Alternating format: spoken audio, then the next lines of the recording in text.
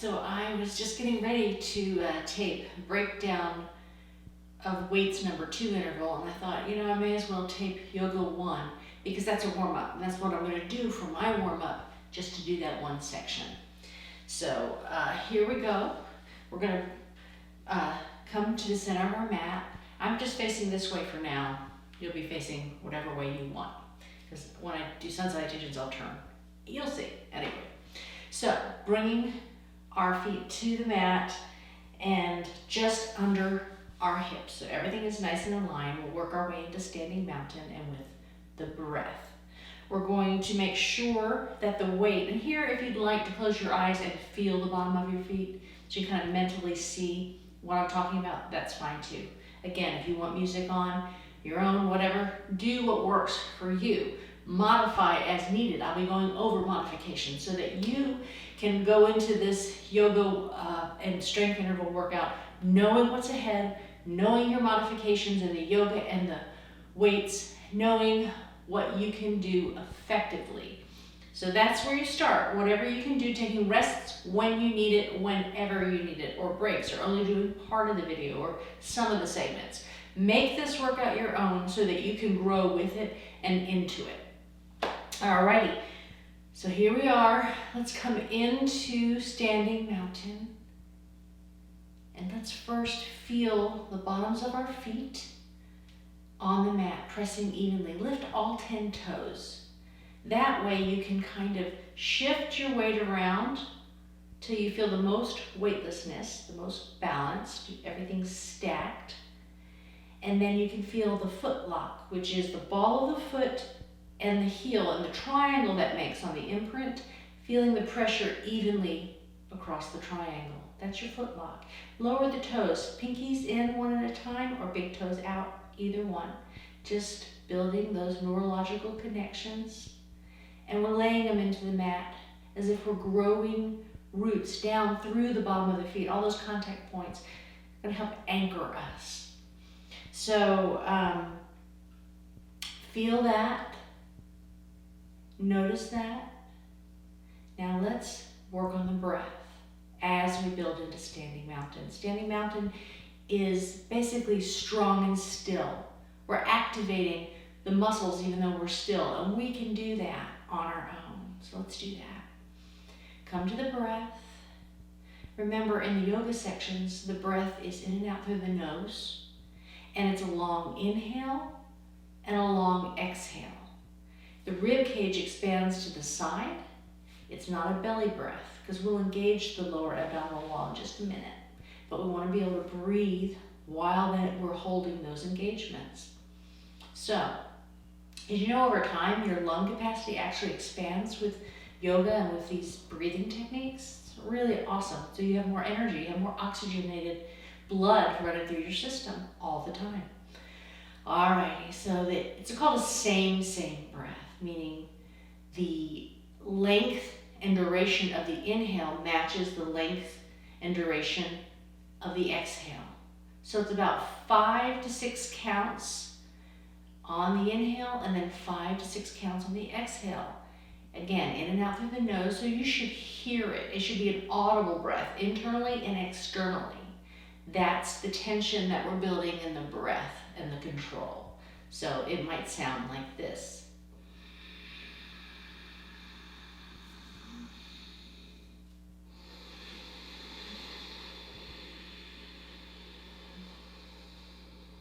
So I'm checking by taking my pointer finger and my thumb, putting it on the bottom rib of the front and the bottom rib of the back, and expanding my rib cage into that space. That helps me know that this is a diaphragmatic breath and not a belly breath. So you may do that if that helps you as you're working in the standing mountain. So we're going to work on that same breath. Slow and even. I like to picture a violin bow over the strings. That even tension, the same tension on the inhale as the exhale. Alrighty, you continue with that deep diaphragmatic Ujjayi breath while I talk us into standing mountain. So with that breath going, I want you to engage your quadriceps. You might feel the kneecaps lift a bit. So we're activating the muscle fibers in the lower leg. So without locking out the knees, If some people have hyperextension and it just feels more natural, but we don't want to ever just hang in our joints. So we're going to have a very slight kind of release, not even a bend in the knees so that we're not locked out, and then still feel the quadriceps engaged. The next thing in standing mountain is to come to the pelvic floor. So think about that. Think about the pelvic floor. Think about that diamond shape of muscle and tissue. And on an inhale, we're going to engage that. And we're going to close, as if we're closing an umbrella. We're going to engage those muscles and lift up. There's all kinds of benefits for us when we strengthen the pelvic floor. So a lot of preventative issues later in life with incontinence, things like that. And you really can make a marked difference by just actively using this pelvic floor lock throughout yoga, throughout running, walking, anything. I'm become very conscious of it, and it's easy to do once you practice a long time. All right, so we're closing that umbrella, and we're exhaling without releasing. You might want to exhale and inhale, closing and releasing, so you can feel the difference, so you know when it's activated, because we're building those neurological pathways to understand and control, kind of micromanaging what's going on in our body. So if you haven't already, on an inhale, engage that pelvic floor lock, hold it there through the exhale. And then, so we're talking about 3 locks: the foot lock, the pelvic floor lock, and the mid-body lock. So we've got the Pada Bandha, the Mula Bandha, pelvic floor lock, and the Ugi. I'm sorry, I'm not even going to go into the Sanskrit because it makes me laugh. Anyway, and the mid-body lock. So on the mid-body lock, if you think of that area right around the belly button or just below, and if you had a button and you were going to tuft that area, a little upholstery here, put it through to the back of the spine, and you kind of pull it in, you'll feel all those layers of abdominal wall engage, and that's what we want. It's kind of a pull in, and even if you want to think of tucking it up under the ribs, there's kind of a lift too. Don't get all hung up on that. Just learn to keep all of the abdominal wall engaged, pulled in while you exhale. So we're breaking that habit of the belly breath, the in and the out, the protruding. This way we can strengthen all the layers of the abdominal wall. So protect our joints, alignment, everything. Really good stuff. Protects the lower back. Really good stuff. So it's a lot going on even while we're still, but over time this becomes second nature. We are training our bodies. So don't worry if it all feels like too much. Just be conscious of it. This breakdown video is so that you can be aware of it and think about it as you're working out. All right, keep breathing. We've got our locks engaged. We're working our way up the body. So now let's lift the shoulders, roll them back, and slide the scapula down the back. So they're actually coming together, the shoulder blades, and then sliding down. I like to think of anchoring them, like as if I were tying a little string between the top of my hip and the back and the little point on my shoulder blades, so that I don't release that. It builds a beautiful open posture. These muscles tend to shorten. We have a double whammy sitting at desks with our devices. Gravity, where we're rounding the upper body, these muscles shorten and tighten, and then these back muscles weaken. So what we're going to do is we're going to roll it back, we're going to open, we're going to keep stretching. The heart openers, yoga practice is great for opening up, stretching and strengthening this whole upper body posture. So roll the shoulders back, stretch those muscles, slide it down, and engage. I don't think there's really a name for it. I call this the shoulder girdle lock. So we're going to keep this unless we're like doing a crunch or something like that. But really throughout all of our weight training and yoga practice, even cardio when we're walking, learning to keep that upper body engaged and strong and open. Really good posture. All right, the arms now are reaching. Well, let me say one last thing before we finish up standing mountain. I want you to think of your spine as a strand of pearls on an elastic. So there's a natural kind of S curve in that strand of pearls in the spine, and that's fine, but we want to lengthen as if someone is pulling on both ends of that elastic, bringing a little more space between the pearls. So reaching up actively through the crown of the head, sending the tailbone down. And you can feel all the muscles supporting the spine with the lengthening effect of engagement when you do that. So making more space in the body, yoga does that, more mobility, more room, more strength. All right, rotating the hands forward. Remember, we've got the upper shoulder girdle all nice and engaged. We're reaching through the fingertips, spreading all 5 fingers out. We've taken the crease out of the elbow. Notice when you do that, when you reach down and take the crease out of the elbow, you feel the triceps engage. The forearms are engaged as we reach through the hands. The fingers are engaged. So now everything is active in standing mountain. Balancing those opposites in yoga. They're so beautiful. Still but active. Strong and yet flexible. So here we go. We're in standing mountain. We took so long getting there, I'm not going to leave you here. In the warm-up, it won't take so long, and we'll just do some breath here as we come into the body, come onto the mat, come into the focus of the now, of the moment. I will say one other thing I think is so important in yoga.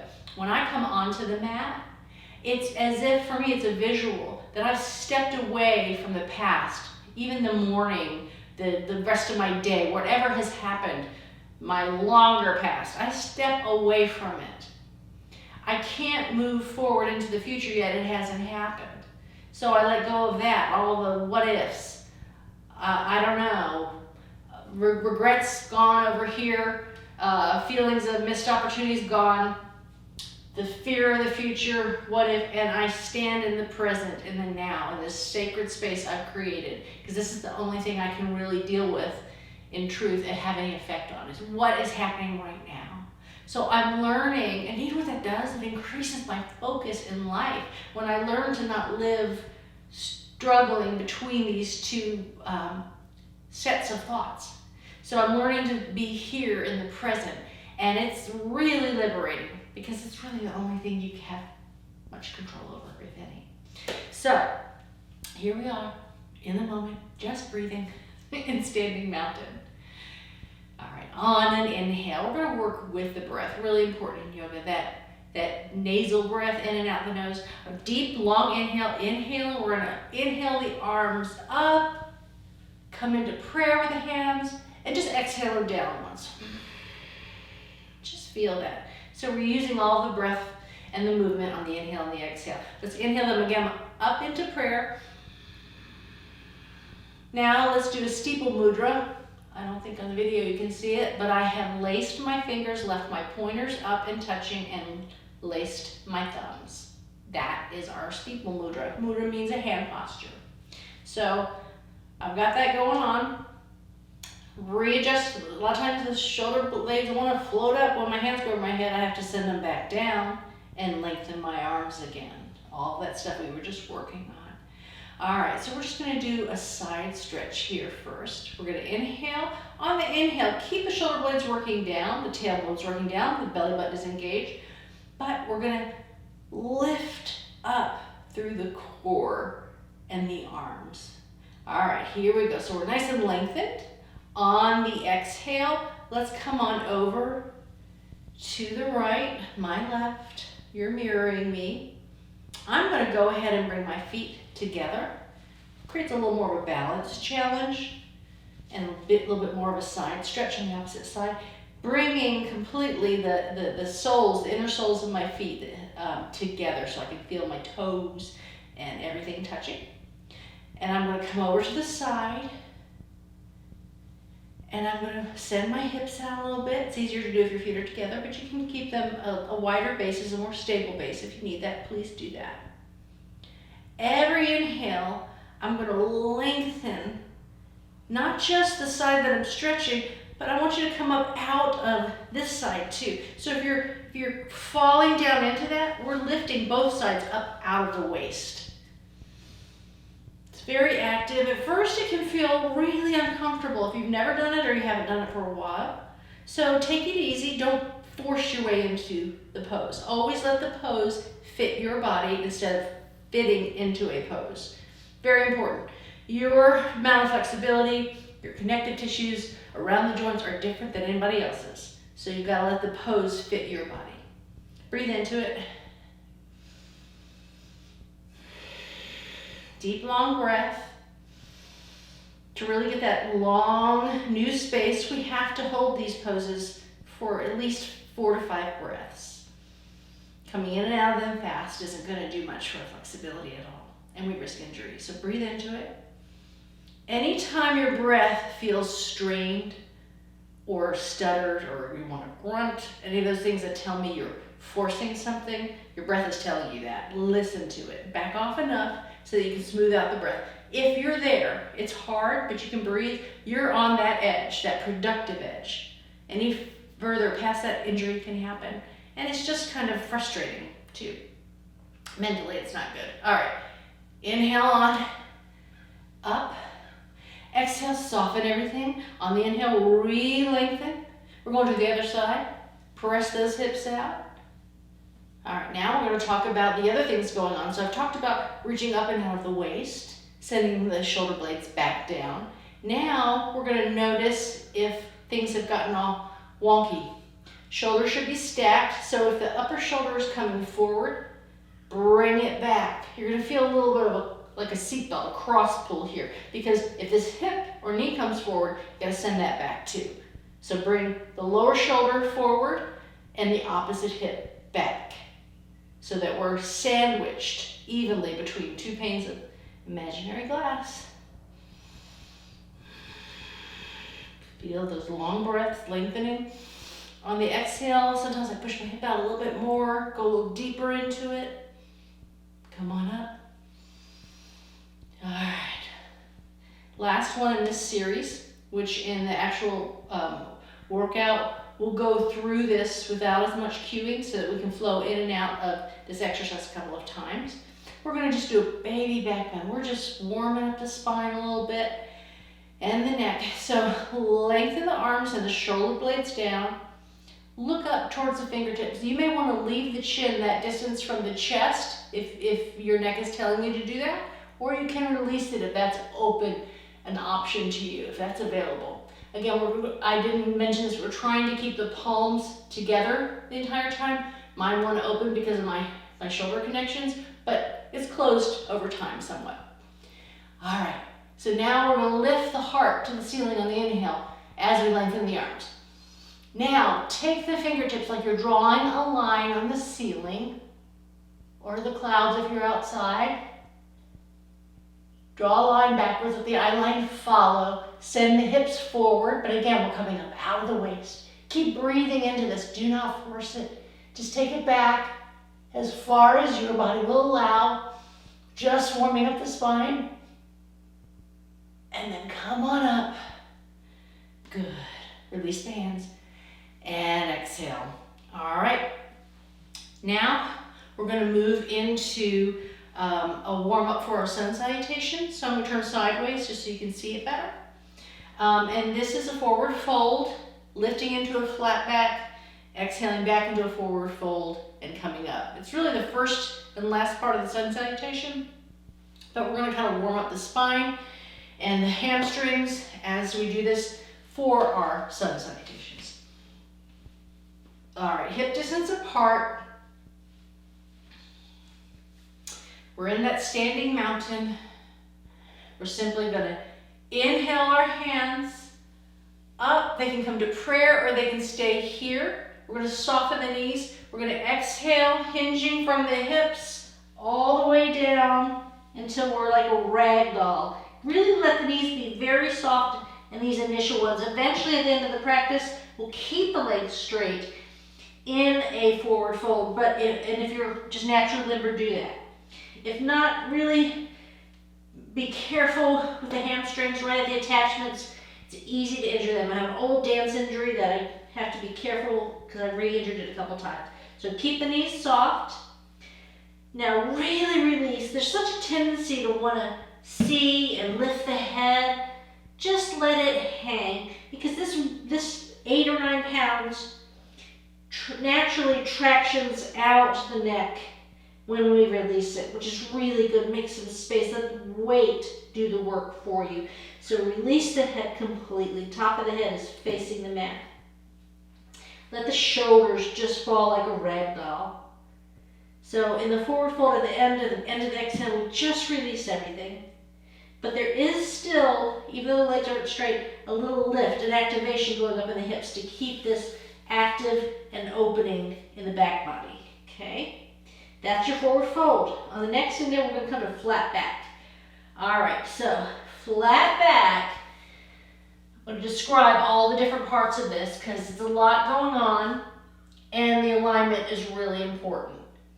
So I want you to think of this as an L shape, a 90 degree. Now, it might not be that yet for you because we need the spine, all of these hinges down, these little hinges in the spine to be nice and stacked. So in forward fold, there's a tendency not to come all the way to that 90. So let me show you the difference. So again, how high this upper body is in relationship to my legs, what the angle is going to be determined by the tightness of my hamstrings because we do want the legs straight. So you need to come up as high as you can without injuring the hamstrings and without releasing the upper body. There's no magic in touching the floor, especially if you're all rounded like this. So I like to slide my hands up my shins as I roll my shoulders back and I close the distance between the shoulder blade and the hip bone. That naturally takes the spine into a nice long line. So you see the difference between this and this? So I want you to feel that active reaching through the crown of the head, shoulder blades are moving down and back, heart is lifted and open. That's what we're coming to. So you might be further down.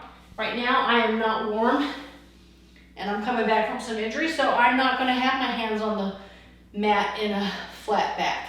That's okay. I'll get there again eventually. That's another thing. You're different on different days. You might have just taken a long hike up a mountain like I did and my legs are tight. So work with the now, not where you were in yoga too. Let go of where you were and where you think you want to be and deal with where you're at now effectively, and you'll gain a lot more flexibility and strength and confidence too. All right, here we go. We're going to go into this flat back flow. So just follow along with me. Inhale up, soften the knees, exhale into that forward fold, exhale, exhale, exhale at the bottom. We're like a rag doll, we're released, the head is falling down to the floor. Next inhale, long and slow, straighten the legs, straighten the arms, lift the heart, find that nice long spine. You should be able to have an imaginary yardstick from the back of your head to your tailbone, and it can lay flat without taking the head away from that. Okay, so we've come to that full inhale. We're going to exhale back into our forward fold. Soften the knees again, release everything towards the floor, get all the air out. Press through the feet. We're coming into a reverse swan dive, coming all the way up. Straighten the legs, reach through the fingertips. If you like, baby back bend here. I think that feels so good. Exhale. All right, so we're gonna flow with that a couple of times, that flat back series for a warm up. So this time I think I'm going to do the inhale, up, hands together, and come down through prayer. And you might want to do that if you're saving some energy in those arms. That's fine, whatever feels good for you. Make it your own. Just keep good alignment and good breath, and you'll be good to go. Here we go. Inhaling up, exhale, forward fold, soften knees, exhale, exhale, exhale, release at the bottom. I'm reaching my head to the mat. Inhale, start to fill the upper body, lengthening it, strengthening it, and straightening it. And then soften the knees, exhale, release down, don't fall down, really reach down. That's part of it, working against gravity. Inhaling all the way up, reverse swan dive, baby back bend, exhale, standing mountain. Let's go again. Inhale all the way up, and you can do a back bend if you like. Exhale. exhale, keep my legs a little bit straighter this time. Release all the way down. Reach to the head to the mat. Come up into that flat back. Exhale, reach the head down. Come on up, reverse swan dive. Good. All right. Again, it's so important to use the breath so we don't collapse into forward fold. We don't just release into it. We breathe into it. We control and we reach. We make everything for part of the control and the strengthening of the breath in the body. All right, so now sun salutation A. I'm going to go through this a little more quickly because I have a whole sun salutation A breakdown on the channel if you'd like to see it. So this is because I'm warming up to teach the breakdown thing, and this is part of the first Yoga 1 segment. So let's go ahead and do some sun salutations. And I'll mix it up. I'll do it from the knees and the toes so you can see the modifications. And I may have to take it to the knees because I'm rebuilding some strength in my triceps. So here we go. Sun salutation A. From standing mountain. Inhaling up, just like what we just did. Exhale down, just like the whole first part. Release, forward fold. Flat back on the inhale. Now on the exhale, hands to the mat, step back. I'm going to take this first one from the knees. So come into that kneeling plank. Remember, in kneeling plank, we aren't in no man's land back here with the hips, or we're not dropped in the hips. We are engaged, and there's a nice long slope, and it's a nice straight line at an angle from the shoulders to the hips to the knees. That's proper alignment in our kneeling plank. Engage the abdominal wall. Now, I'm going to bend the elbows back towards the rib cage. Bend them back, and take my chest down to a 90, to a hover. And let's go ahead on this first one and slowly, just testing the waters, lower all the way down. And you can do that every time or half the time, whatever. Roll the shoulder blades back. We're looking forward. We're going to come to our up dog. So we lift the heart, straighten the arms all the way. Lift the kneecaps, engage the legs, but let the hips hang, roll the shoulders back, and look back as far as you can. Now, you can either come to knees on this one like we'll do, and tuck toes to get into our down dog. You may have to walk the feet in. Always leave the hands where they are. If you're going to adjust, you walk the feet towards the hands. Now, I'm going to shift my weight back. I've got straight arms and straight as available legs. So, if you have to soften the legs, keep lifting the hips and keep working towards straight legs. Don't worry about if the heels are near the mat or they are in the mat. That's, again, very individual. But we want this energy flow. We want to be reaching from the hands all the way up the shoulders to the hips, so pressing up and back. And then reaching from the hip down the back of the leg towards the mat with the heel. And then sending that energy across. It's like a cycle with a breath. So inhale, pressing up and back. Exhale, reaching down. So keep it that way, active. Think of the breath as a flow that way.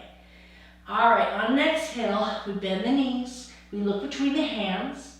We step to the hands, to that hip distance apart or feet all the way together. So either or, not in between, straight parallel feet. And then we come right up into a flat back as we step forward. We exhale into that forward fold. And then reverse swan dive all the way up. If you like a baby back bend, exhale down, taking one breath. All right, this time I'm going to check it out from a full plank, lower, see if I have to lower to the floor, depending on my strength, or if I can lift up from there. So again, in the breakdown, I go over that, but you can mix it up. That's what I'm trying to say. Make it your own, honor your body, instead of just competing with yourself, work with yourself. All right, it's not a competition with the person next to you, with the person on the camera, or even with yourself. We're letting go of ego, and we're accepting where we're at and moving past that in strength. And just freedom. Okay, here we go. Inhaling up. Exhaling to that forward fold. flat back. Step back, knees or toes. I want to step back into a full plank. Same thing. Keep that nice long line. So hips aren't up here and they're not down here. Now, press the toes and the shoulders forward. Bend the elbows straight back. Come to that nice 90. Come on up. Well, there you go. I'm making some headway. I could do that today. It felt pretty good. All right, up dog. Either roll over toes or tuck toes. Come to our down dog. For 3 long breaths.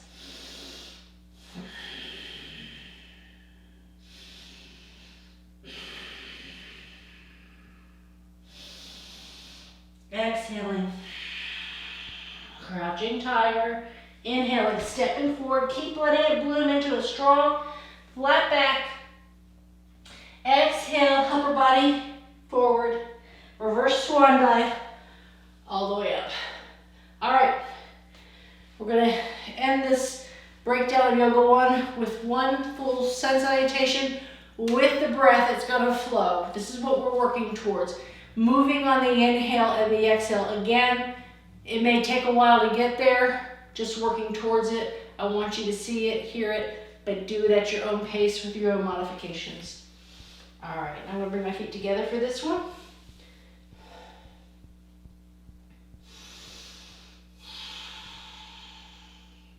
Inhaling. Exhaling. Inhaling.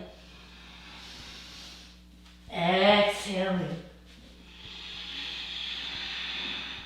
Inhaling. Exhaling. 3 long breaths.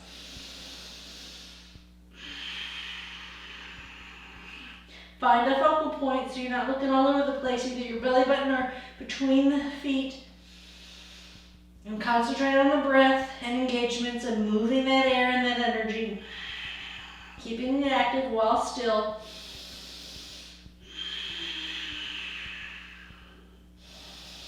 On the 3rd exhale, crouching tiger. Use all of it. Inhale, stepping forward into a flat back.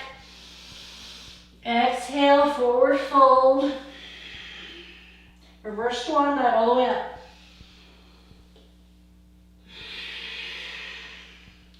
All right, that will warm you up for a practice and heat the body really well. So there you go, work on Yoga 1 and Weights 1 are both gonna be up now, and Weights 2. So next will come Yoga 2, Weights 3, and Yoga 4, and then you'll have all the breakdowns of the entire 90-minute workout, and you'll be good to go.